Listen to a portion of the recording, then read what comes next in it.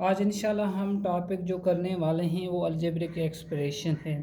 Algebraic expression क्या होती है, उसके जो टर्म्स हैं वो डिस्कस करेंगे। फॉर एग्ज़ाम्पल मैं यहाँ पर लिख रहा हूँ 3xy plus 2x+4, that is the expression because there are no two sides।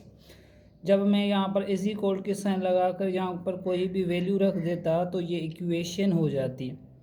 तो ये एक्सप्रेशन है। एक्सप्रेशन में डिफरेंट टर्म्स होते हैं, जैसे फॉर एग्जांपल मैं लिख दूँ वेरिएबल।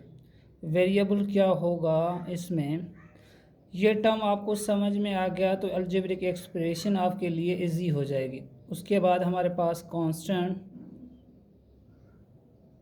और उसके बाद कोएफिशिएंट, ये टर्म हम समझेंगे और उसके बाद हम डिस्कस करेंगे।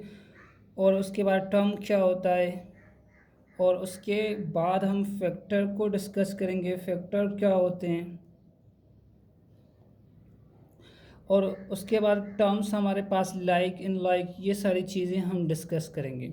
तो सबसे पहले हमारे पास जो अलजेब्रिक एक्सप्रेशन होता है उसमें इज इक्वल की साइन नहीं होती, उसमें एक साइड होती है। जैसे 3xy plus 2x+4, that is the expression not equation. अब वेरिएबल क्या है, वेरिएबल एक्स वाई, यहाँ पर वेरिएबल है, यहाँ पर एक्स, क्योंकि वेरिएबल चेंज होता रहेगा। फॉर एग्जांपल इस एक्स की जगह मैं 1 पुट कर सकता हूँ और वाई की जगह मैं 2 कर सकता हूँ। इट मीन्स वेरिएबल चेंज होता रहेगा। तो वेरिएबल यहाँ पर है हमारे पास एक्स वाई और यहाँ पर एक्स, ये हमारे पास वेरिएबल हैं।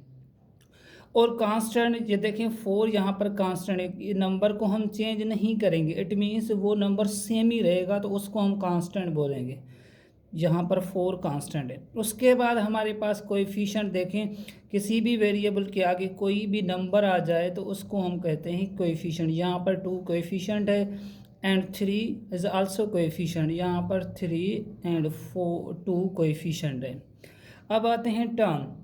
यहाँ पर देखें विदाउट मैथमेटिकली ऑपरेशन के अलावा जो भी नंबर आए, वेरिएबल आए, उसको हम टर्म बोलते हैं। जैसे ये पहला टर्म है, ये सेकंड टर्म, ये थर्ड टर्म।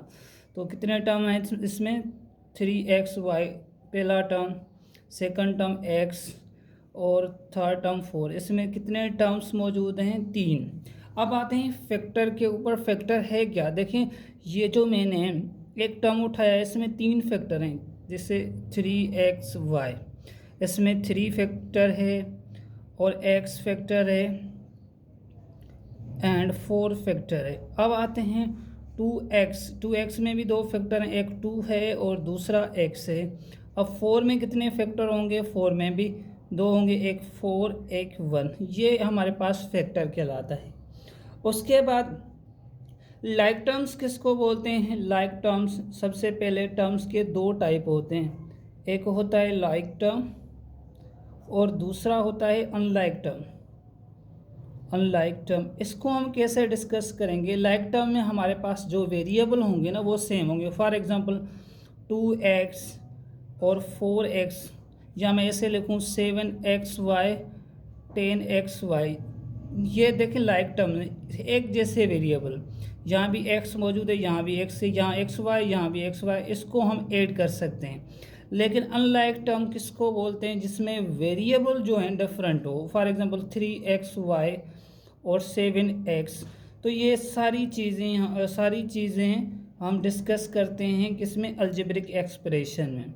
तो आज ये इंट्रोडक्शन था अलजेब्रिक एक्सप्रेशन का। इंशाल्लाह नेक्स्ट वीडियो में हम इसके MCQ सॉल्व करेंगे और इंशाल्लाह ये आपके लिए इजी टॉपिक रहेगा।